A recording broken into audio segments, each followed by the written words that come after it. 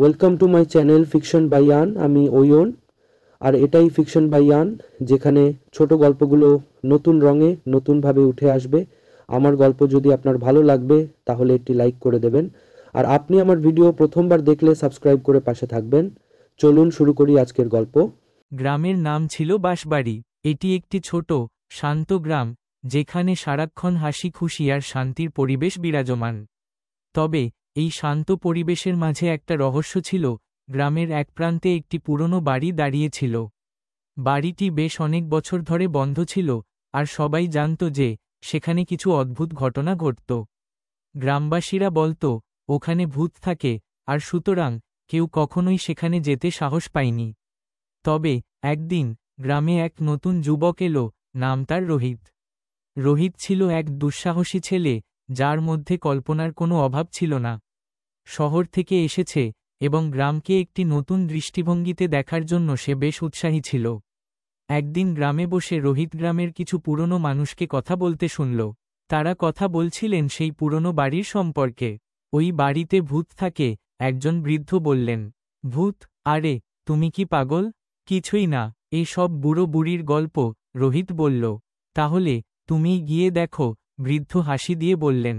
আচ্ছা, আমি ঠিক গিয়ে দেখব, রোহিত কিছুটা মজা করেই বলল। রোহিতের মধ্যে একটা তীব্র কৌতূহল জাগল। সে ঠিক করল, যেভাবেই হোক তাকে সেই বাড়ির ভেতরে ঢুকতে হবে। সে বুঝতে পারছিল যে গ্রামের লোকেরা তাকে ভূতের ভয় দেখাচ্ছে, তবে সে এসব কল্পনা বিশ্বাস করত না। তার কাছে সবকিছু ছিল রহস্যময় আর শিহরণ সৃষ্টি করা। সে রাতের বেলা, যখন গ্রাম শান্ত হয়ে গেল, তখন রোহিত একাকী বাড়ির দিকে রওনা দিল। অন্ধকার রাতে চাঁদের আলোতে পুরনো বাড়ি এক অদ্ভুত রূপ ধারণ করছিল। তার মধ্যে কিছুটা ভয় হলেও রোহিত সাহসিকতার সাথে বাড়ির দরজার দিকে এগিয়ে গেল। তার একটাই লক্ষ্য ছিল, ভূতের অস্তিত্ব খুঁজে বের করা। যখন সে দরজাটা খুলে ভিতরে প্রবেশ করল, তখন সেগুলো বেশ পুরনো ও ধুলো আবদ্ধ ছিল। সেই ঘরগুলোর মধ্যে সিঁড়ির আওয়াজ, শীতল বাতাস আর কিছু অদ্ভুত গন্ধ ছিল। রোহিত সাহস নিয়ে সামনে এগিয়ে চলল। একসময় এক ঘরের ভিতর একটি অদ্ভুত জিনিস তার চোখে পড়ল। একটি পুরনো কাঠের মেঝে থেকে উঠে আসছিল এক বিচিত্র আলো। তিনি সেই আলো অনুসরণ করতে করতে একটি ছোট্ট ঘরের মধ্যে পৌঁছালেন। ঘরটি ছিল শীতল, এবং সেখানে এক ধরনের ভুতুড়ে নীরবতা বিরাজমান ছিল। হঠাৎ সেই ঘর থেকে একটি ভয়ঙ্কর শব্দ এলো। রোহিত একটু চমকে গিয়ে ভেতরে ঢুকল। সেখানে তার সামনে দাঁড়িয়ে ছিল এক অদ্ভুত কণা, এক ধরনের অন্ধকার ছায়া, যে শূন্যতার মধ্যে ভেসে চলছিল।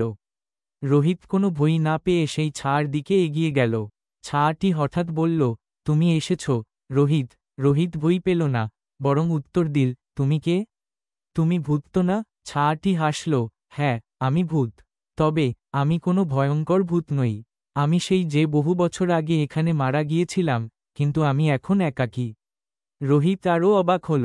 সে বুঝতে পারল, এই ভূতটি ভয়ানক নই, বরং একাকী এবং পীড়িত।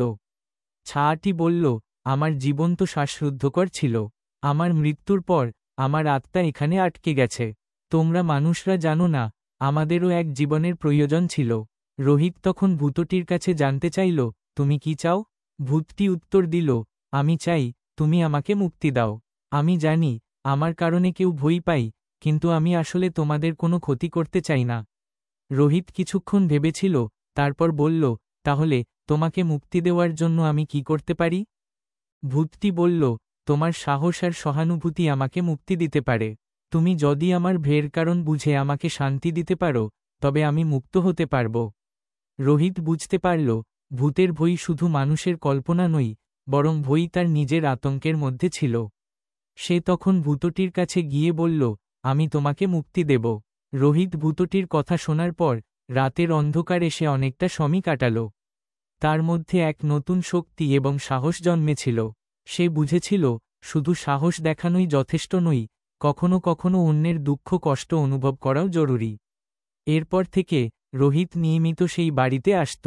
সে ভূতটির সাথে গল্প করত, তাকে শাসন করত, এবং সে যখনই মনে করত তাকে মুক্তি দেওয়ার উপায় খুঁজে পেতে সহায়তা করত। একদিন, অনেক বছর পর, ভূতটি তার শিকারী আত্মাকে শান্তিতে ছেড়ে দিল এবং স্থির হয়ে গেল। গ্রামে ফিরে এসে রোহিত গ্রামবাসীদের বলল, ভূতেরা আসলে ভয়ঙ্কর নয়, তারা শুধু ভুল বোঝে। গ্রামবাসীরা তার কথা শুনে চমকে গেল, কিন্তু তারা রোহিতের সাহস এবং মানবিকতাকে সম্মান জানালো। এভাবেই রোহিত শুধু ভূতকে মুক্তি দিয়ে এক নতুন দৃষ্টিভঙ্গি গ্রহণ করল এবং গ্রামে শান্তি প্রতিষ্ঠিত হল।